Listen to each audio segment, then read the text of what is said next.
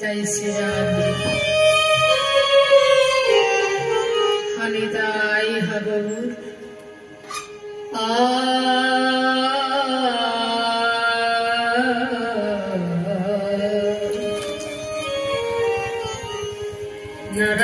नारायण नमस्कृत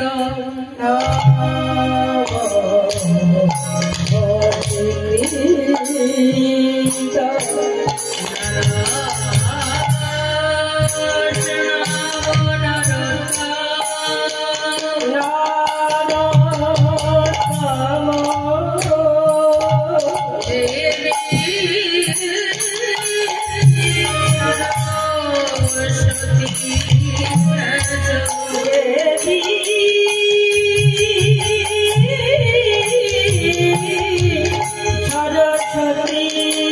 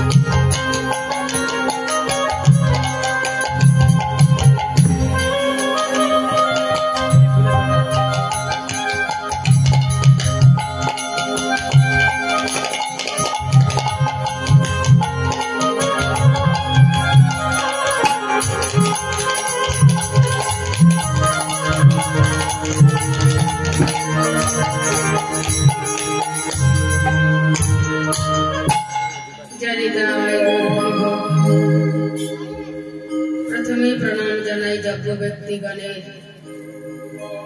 चरण कमले जिनारा अक्लांत परिश्रम करे देह सुख परित्याग करे भगवानेर सुखेर निमित्ते एमन महतीय यज्ञ अनुष्ठानेर आयोजन करेछेन जे साधु संग हইতে जीवेर मुक्ति पथेर सन्धान जाना जाए एवं एकरती प्रेम प्राप्ति से बड़ दुर्लभ सेटा साधु संग थेके आमादेर लाभ सेई भक्त संगेर समाप्ति घटते चलेছে। এখন আমরা রাধা মাধব শয়নে রয়েছে তাদেরকে জাগিয়ে একটু পরেই महाप्रभु एवं আপনারা যাদের যাদেরকে নিমন্ত্রণ করে এনেছেন সর্বস্বামী অষ্টকবিরাজ দ্বাদশ গোপাল 64 মহন্ত অধিবাস কীর্তনে যাদের চরণে মন প্রাণ নিবেদন করেছেন অন্তর্নিহিত ভক্তি নিবেদন করেছেন আমরা আশা করব महाप्रभुर भोग हबार आग मुहूर्ते सकलेई जार जतटुकुन भक्ति प्रभुर चरणे निवेदन करते आमरा सम्मिलित हई ताई गौर हरि बोल। एखन आमरा लीला प्रसंगे आस्वादन करब कुंज वर्ण आमार गौर गोविंद महाराज से परिश्रांत हये शयने रयेछेन कृष्णा पदावली सत्य साधनार द्वारा तादेरके जागाबे। ताई गौर हरि बोल। आसन प्रथमे आस्वादन करछि तदचित गौरचंद्र कृपानाथ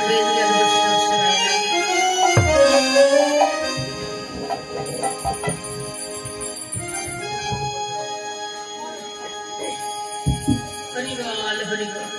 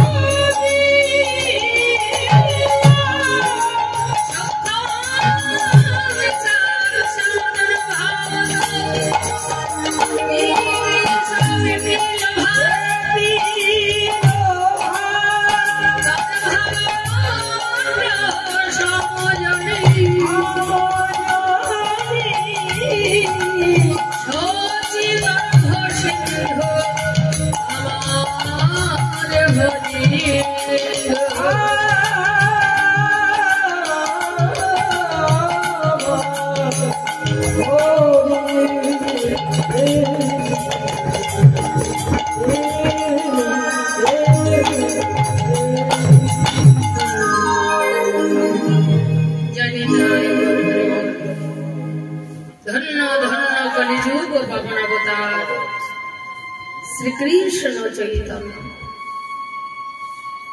জগৎকে ভাবাতে চাইছে, ভাবিলে ভাবনা যাবে না ডুবে, যদি ভাবতেই হয়, তুমি যে ভাবনাটা ভাবছো এটা ভুল ভাবনা, অসার ভাবনা।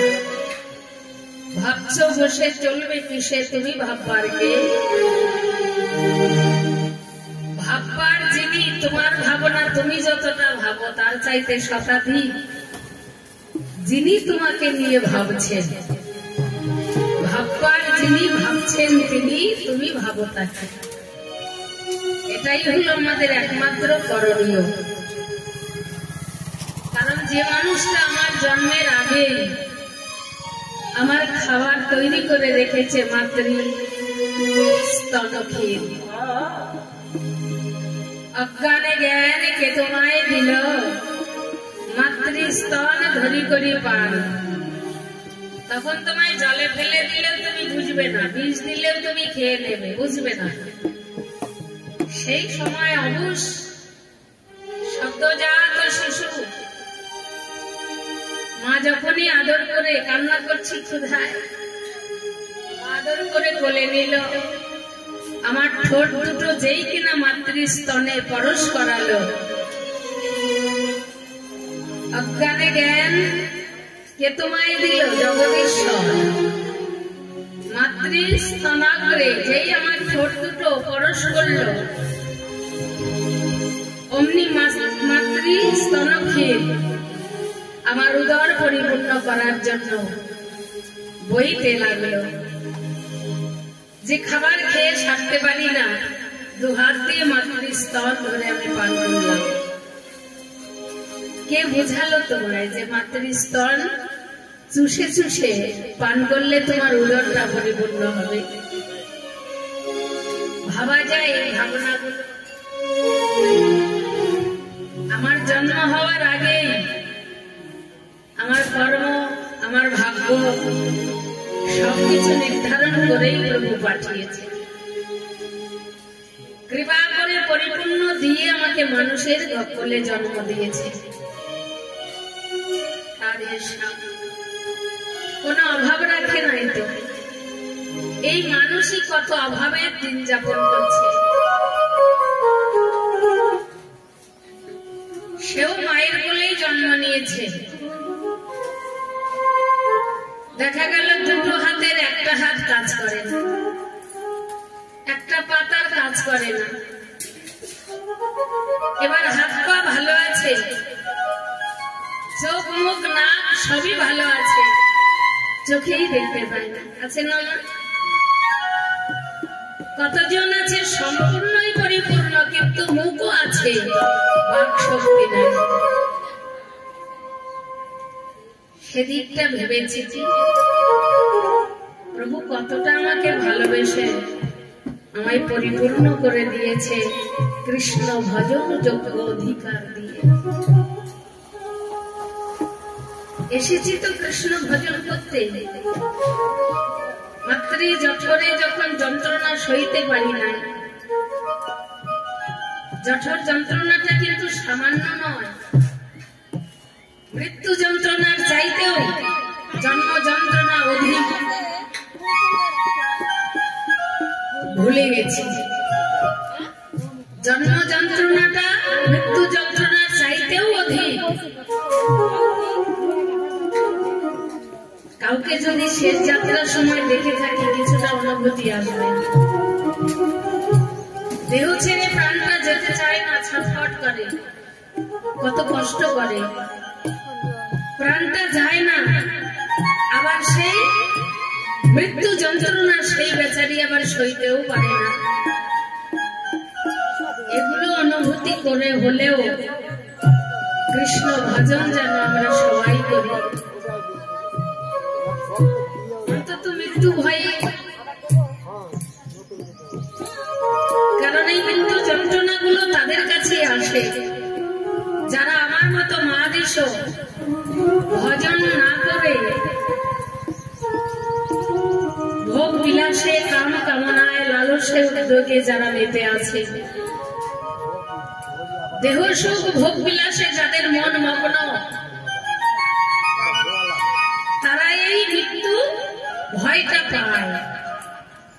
কিন্তু সিদ্ধ মহাত্মারা যারা জীবনের প্রারম্ভে গৌরাঙ্গ চরণে গুরুচরণে আত্মসমর্পণ করেছেন তারা মৃত্যুকে ভয় পায় না, তারা মৃত্যুকে বরণ করে, অপেক্ষা করে। এসো বন্ধু, কারণ তুমি না এলে আমার যদি মৃত্যু না হয় তাহলে আমি আবার নতুন একটা দেহ পাব না। কারণ তাদের মনোবল আছে যে আমার জীবনে ভজন আছে, আমি ওই শুকর কুকুরের কুলে গিয়ে জন্ম নেব না। আমার ভজন আছে যে প্রভু যে কুলেই পাঠাক আমাকে মানুষ করেই পাঠাক। এই জন্য তারা মৃত্যু ভয় করে না এবং যাওয়ার সময় হরি চরণও তারা বিস্মরণ হয়ে যায়। এই জন্যই সাধ্য সাধন, কারণ এই মানুষ কুলে জন্ম পাওয়ার জন্য দেবতারাও ভগবানের কাছে প্রার্থনা করে। কারণ বৈকুণ্ঠ সুখেরও অধিক সুখ এই মানুষের। বৈকুণ্ঠেও তারা যেতে চায় না, কারণ বৈকুণ্ঠে সুখ থাকতে পারে, বৈকুণ্ঠে নাই সাধু সঙ্গ। বাবাকে মার্মিক কথা বললেন ভগবান, বৈকুণ্ঠে সুখ থাকতে পারে কিন্তু সাধু সঙ্গ নাই। সেখানে ভক্ত সঙ্গ নাই, ভজন নাই। ভজন আছে মর্তলোকে, এই মানুষের ঘরে। মানুষ যেভাবে নিজে হাতে ফুল তুলে মালা গেঁথে ভগবানকে সাজাতে পারে, ভগবানকে মঙ্গল আরতি প্রদীপ জ্বালিয়ে আরতি করতে পারে, নিজে হাতে রসাই করে ভগবানের সম্মুখে ভোগ নিবেদন করতে পারে, আর কেউ পারে না। পারলাম তো, করেছি তো, প্রভু তো কৃপা করে আমাকে পাঠিয়েছে। একটু মালা তিলক ধারণ করতেই লজ্জা করে। আমাদের সনাতন ধর্ম সর্বশ্রেষ্ঠ ধর্ম, সর্ব অগ্রে ধর্ম। বড় দুঃখ হয় সনাতনী মানুষেরা এখনো লজ্জায় আশঙ্কায় যে ধর্ম সবার আগে সৃষ্টি হলো সেই ধর্ম আমাদের আচরণের জন্য, আমার মতো মানুষের জন্য সবার পেছনে পড়ে গেছে।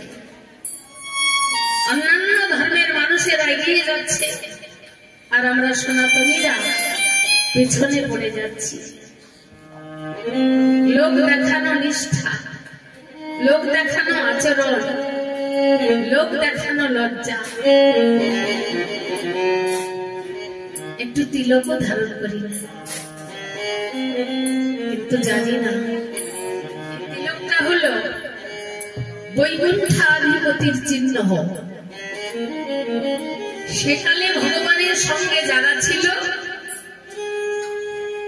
একালেও তারাই আছে। বৈকুণ্ঠের চিহ্ন হলো কণ্ঠে তুলসী মালা, ললাটে তিলক, দাদার সঙ্গে তিলক ধারণ করে দেখবেন বৈষ্ণবেরা তিলক ছাড়া থাকে না। কেন থাকে না? যদি ভজনচ্যুত হই, কণ্ঠে মালা নাই, তিলক নাই, গুরুদত্ত মন্ত্র আমার মনে নাই, এই অবস্থায় যদি আমার মৃত্যু ঘটে তাহলে আর আমি মানুষ হতে পারবো না। গুরুদত্ত অলঙ্কারটা নিয়ে যদি মরতেও পারি তাতেও জম্বু দেশে আমাকে ছুতে পারবে না। বিষ্ণু লোকই আমাকে নিয়ে যাবে, বিষ্ণু লোক। হরি বল। জগৎকে এটা জাগাবার জন্যই, জগতের চেতনা জাগাবার জন্যই আজকে আমার গৌর জাগলে। সহজহি নিজ ভাব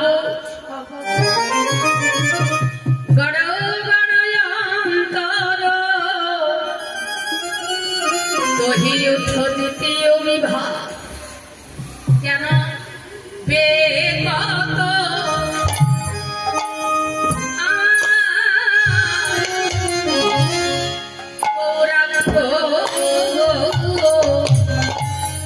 অনুভব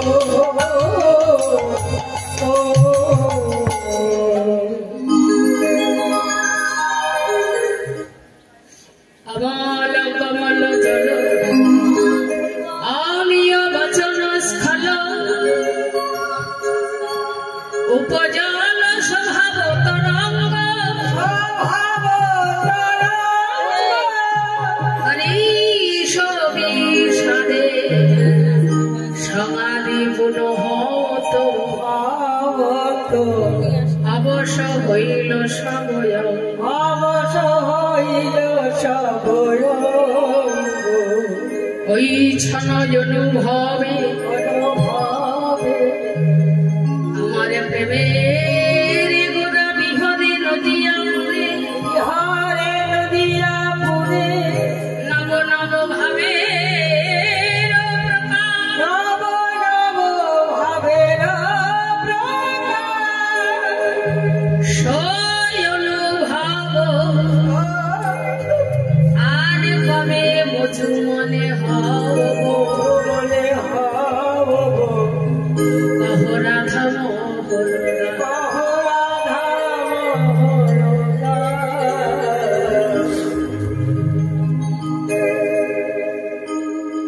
বৃন্দাবনে রাধারানীর যেমন অন্তর বাহির কৃষ্ণময়,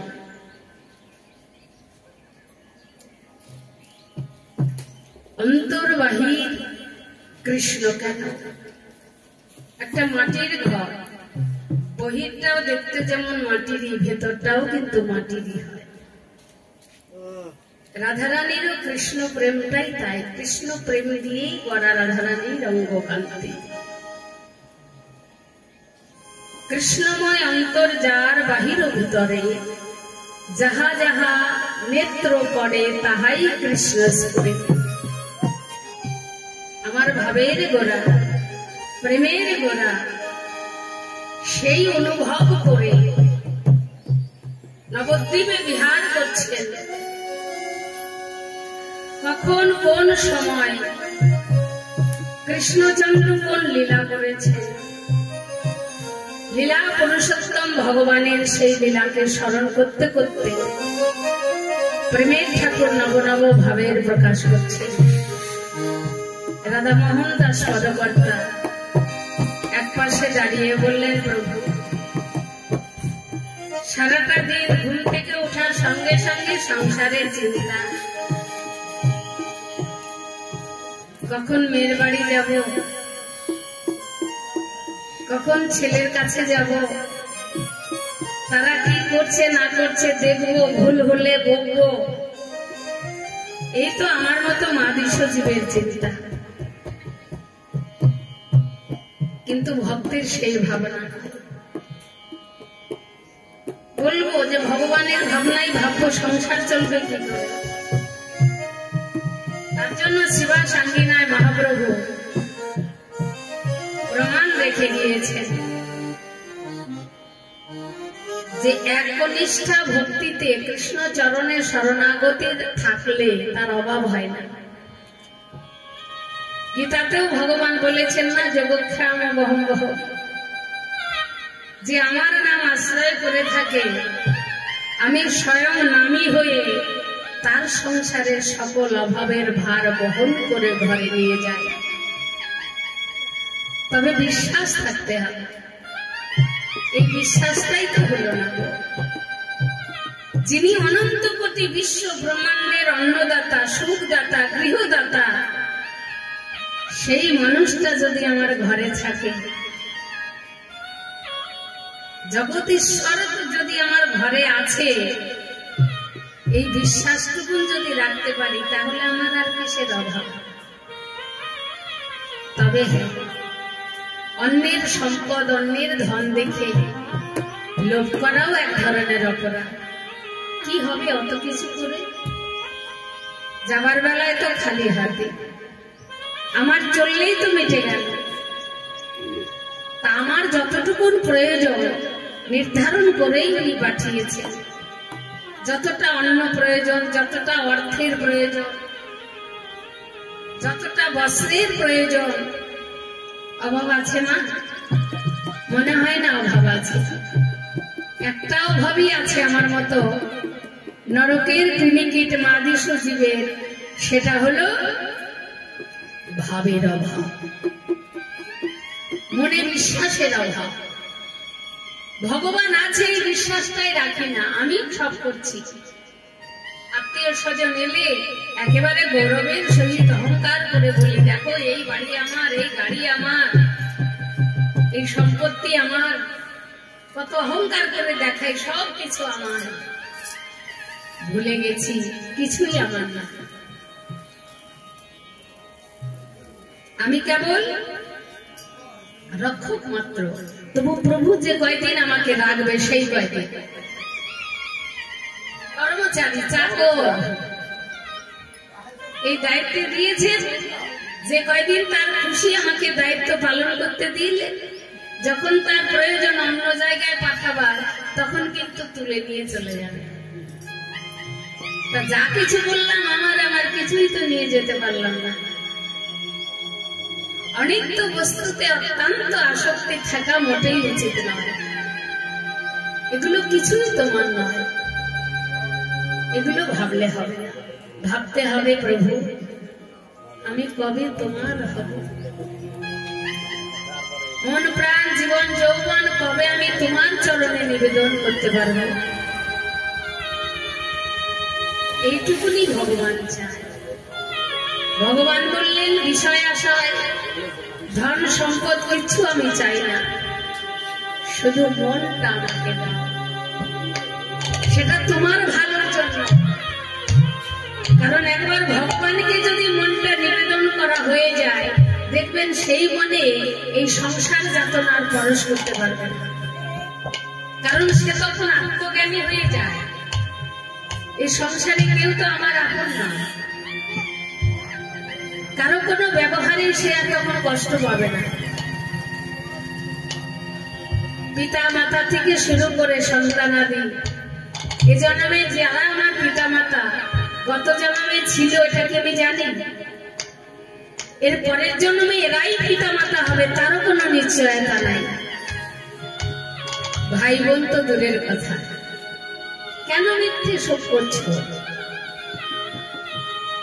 তুমি কেবল কর্মচারী, তুমি একজনের হাতের পুতুল, সূত্রধর আমার মাথার উপরে দাঁড়িয়ে দাঁড়িয়ে সুতো ঘোরাচ্ছে, সুতো নাচাচ্ছে।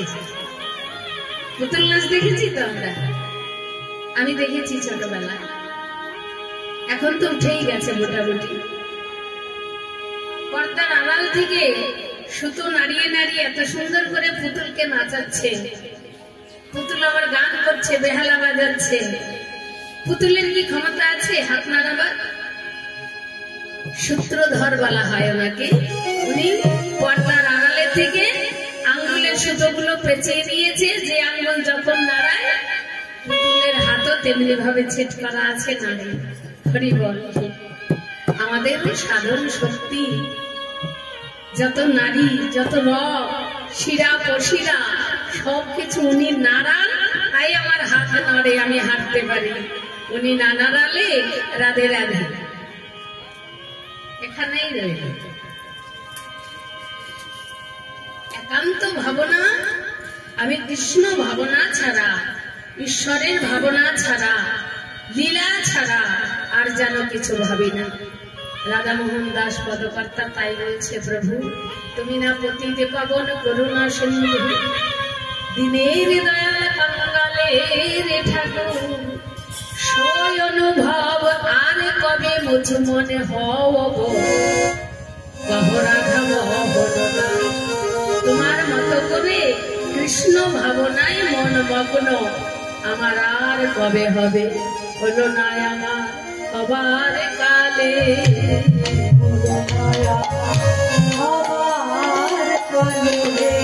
হলো না আমার হবার কালে। তাই এজন্য চাইবি বলে, হলো না আমার হবার কালে,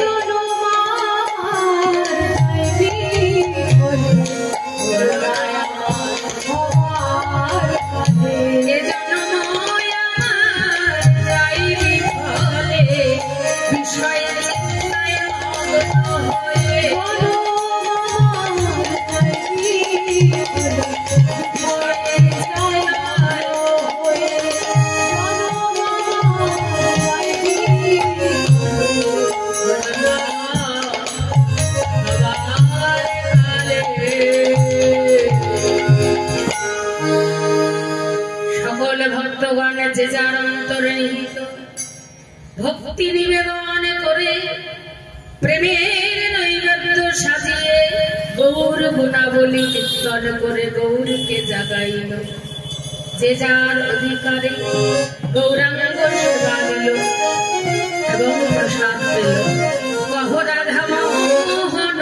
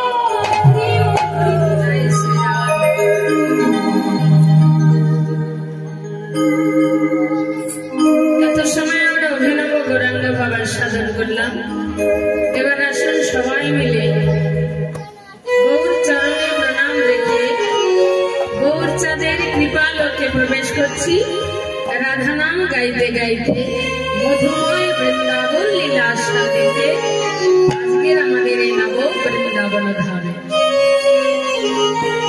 আসুন সবাই মিলে যাই আমরা বৃন্দাবনে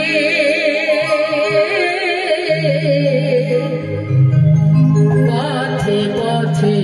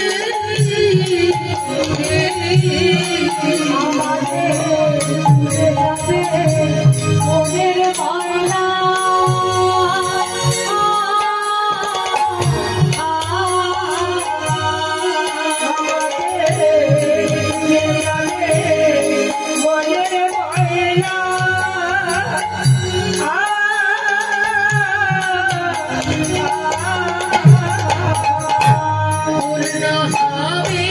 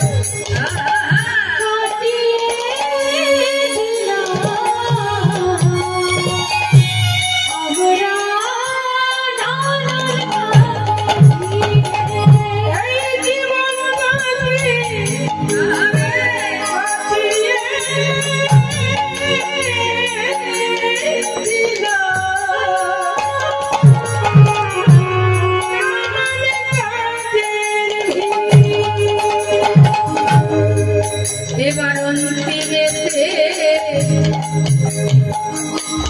আইলাম রাধে